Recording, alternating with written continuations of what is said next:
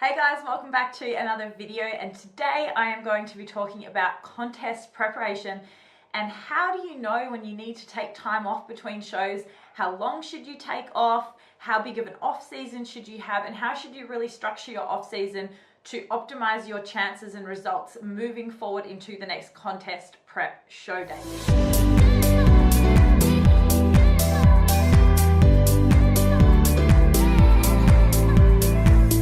Now, I'll be talking specifically more in terms of bikini and physique sports that don't need to gain quite as much amounts of muscle mass in a general sense.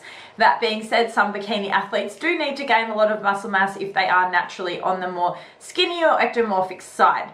So that being said, you could apply all of this knowledge to a bodybuilding standpoint or any other category, but it just comes down to how much muscle mass do you need to have on stage.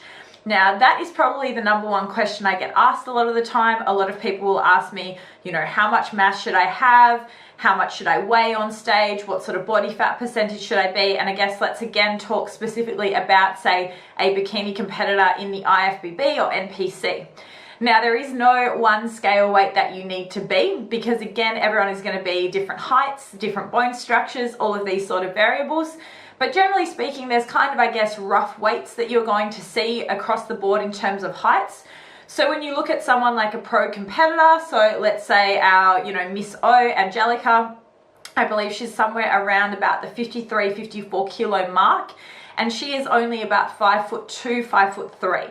So that being said, she has a lot of muscle mass on a small physique. She is also very well conditioned. So if you think about it that way, it's kind of a number that you can look at a little bit in terms of a scale weight.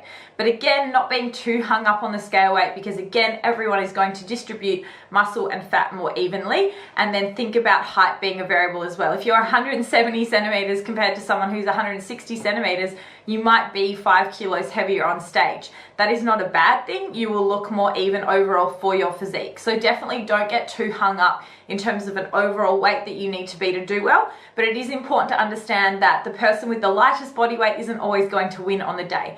There is negatives to being too skinny on stage, too stringy, too flat, all of these things. And then there's also negatives to being too big, a little bit too muscular, maybe too soft, too much body fat.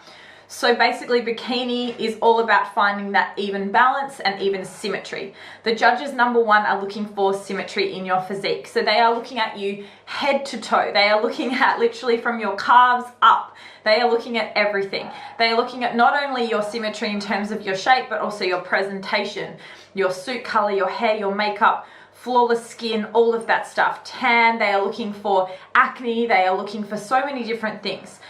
So the big thing to understand with deciding when you're going to do your next show is number one, get some feedback. All of the judges these days will be able to give you feedback. It's just a case of applying to the federation you competed with.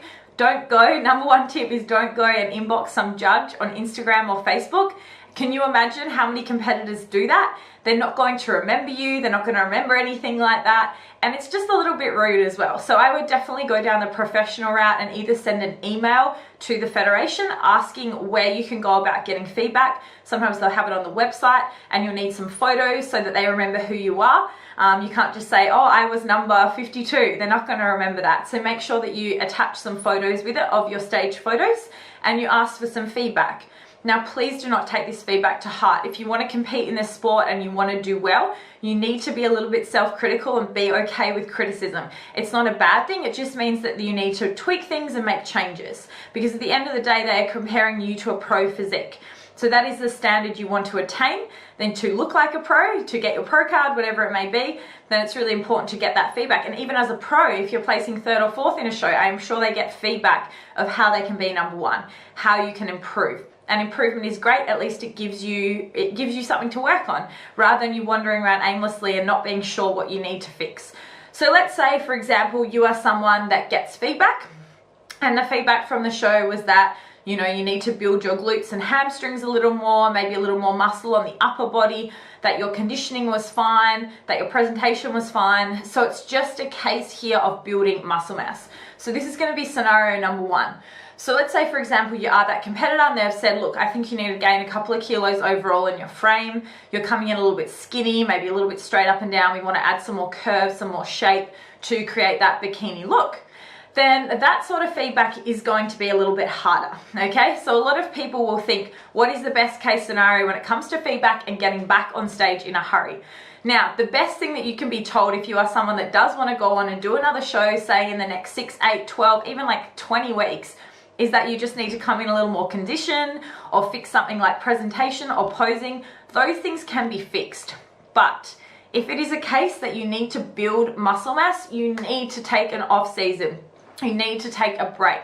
This is really important, and a lot of girls do not want to listen, and I know this as a coach because I have to sometimes argue with my competitors and say to them, I'm not going to prep you at the moment, you need to take an off season, you need to build muscle. Why am I doing that? Okay, because I want my clients when they step on stage to be competitive. I want them to look the best that they possibly can for their physique at this point in time. And if it's a case between rushing a prep in the next 6 months and putting them on stage and them doing okay but being a bit small and I know in my head they're going to get that feedback, or waiting a year or a year and a half to put them on stage and then really making an impact, that is more important to me as a coach.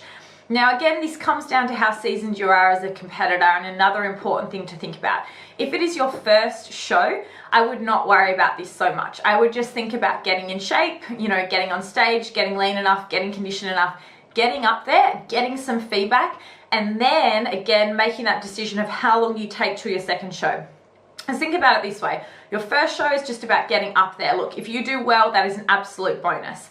But the second show or the third show is where you really want to make improvements and you also want to create an impact. So if I've got a client that I've prepped for a show and they had this defined show date in mind, and I know they're not going to be quite where I want them to be, but you know, it's their first experience, they get up there and they do it, and then we get some feedback and they have to build muscle and all of these different things, then I'm like, cool, let's take a year and a half, let's take 2 years off, and let's come back with a bang.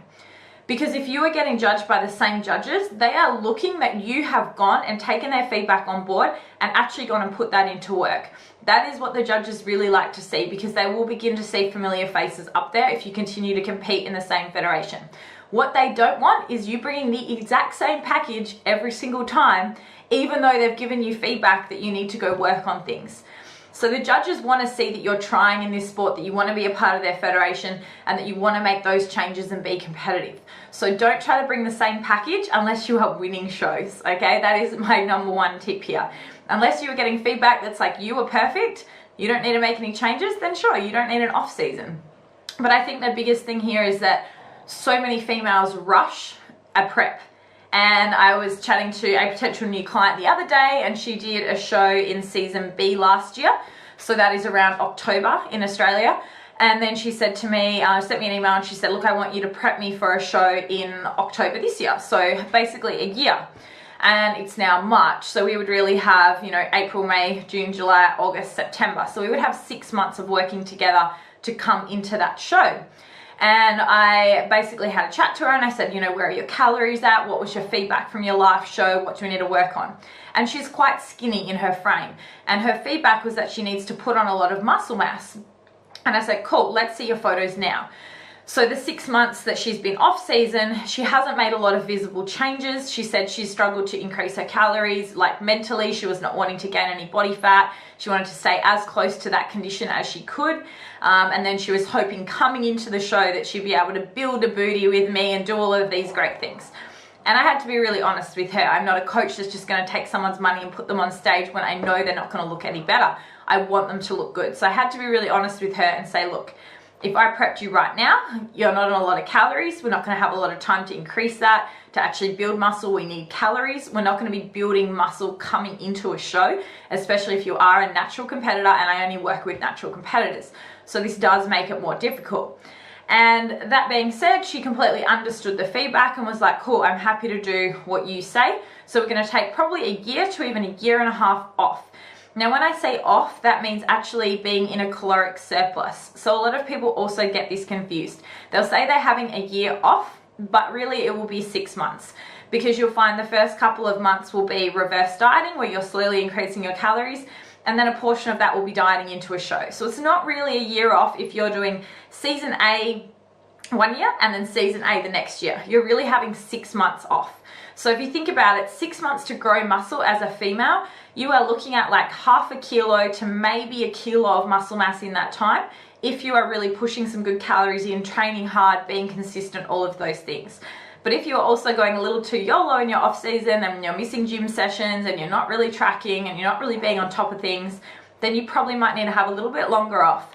Because really the work is done in the off season, and I think this is something really important for females to understand. And this is if you want to be super competitive. This is not for everyone. This is not for like my lifestyle clients. I'm not saying you have to be like this year round. But if you want to potentially be in a position where you want to get a pro card, or you want to be super competitive, you want to win a state show, win a national show, then you have to take your off season pretty seriously. I don't mean as seriously probably in the dieting standpoint. You can be a little bit more relaxed, a little slightly more intuitive with your food if you're pretty good in terms of your nutritional knowledge, but you have to be at least eating in a caloric surplus and training consistently. That's the most important thing in the off season.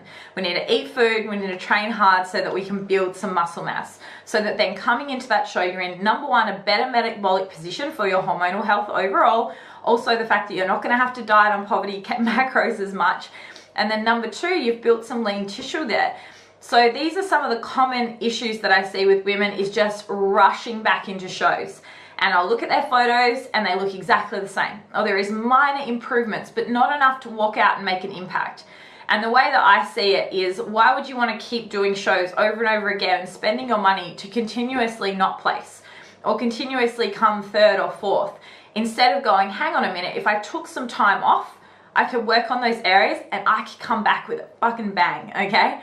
That would be so much more impactful than doing all of these things. And just, I think there's a bit of a misconception. I think some people think that if they don't compete for a while, they'll be forgotten, which I think is a load of crap. I think it's important to come back and create an impact, to have people look at you again and be like, wow, they have totally changed since last time they stepped on stage. They've created an impact. I want to look at them. I want to see their changes.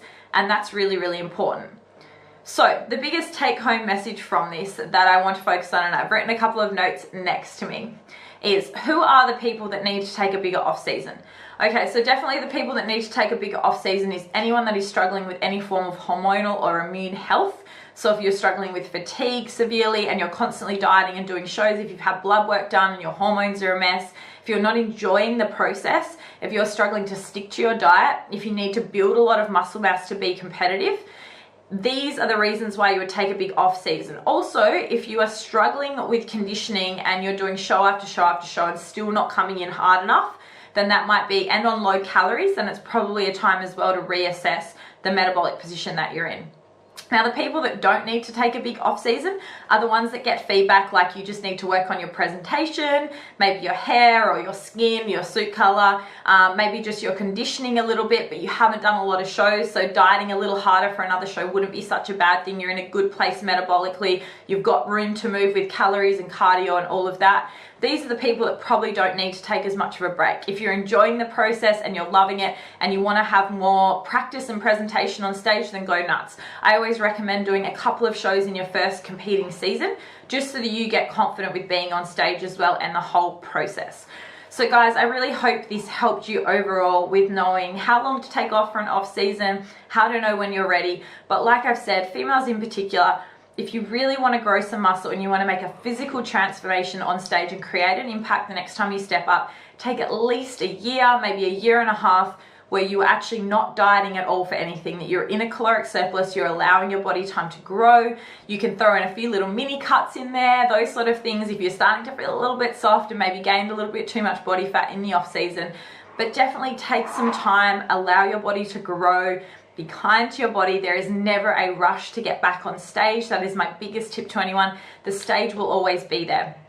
Another good reason to not compete is if you are having some stuff going on with your personal life, or say your business or your relationships, and you're prioritizing your prep so much that everything else in your life is kind of falling apart. That would also be a great time to take some time off, because prep can be very consuming. It's a very selfish sport. I love the sport. That being said, I'm a coach, but if I have clients struggling with those things and they're telling me about that, then that's a choice and a conversation we need to have too. And ethically, as a coach, I would not want their prep to impact on all these other areas of their life in a negative way. So yeah, just don't rush with it. The stage will always be there. It's not going anywhere. There's always shows, always competitions.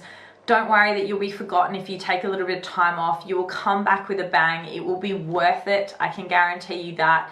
And that is my advice for you in terms of when you should compete and when you should take an off season. If you do have any inquiries about contest prep coaching, I work with two other amazing coaches in our comp prep team, and that is Erin and Sean. Erin actually just placed second at the Arnold Classic Australia in women's physique, which was amazing. So Erin preps more of our figure and physique females and also bodybuilders. Sean preps mainly bodybuilders, men's physique, men's fitness, and I prep most of our bikini and sports model athletes. So together we have an awesome little cohesive team. So if you want to submit an application to work with us, it is musclearchitects.com. We require a minimum of 6 months with all our competitors. Generally we like further, and we actually really enjoy working with clients in the off season. We find that gets them even better results, to be able to work with them for like that 6 months before a prep and then 6 months in a prep, or even longer.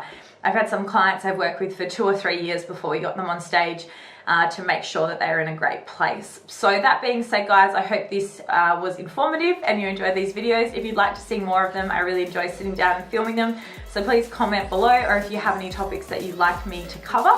Thank you so much for tuning in. Be sure that you subscribe on YouTube, and I'll chat to you soon. See ya.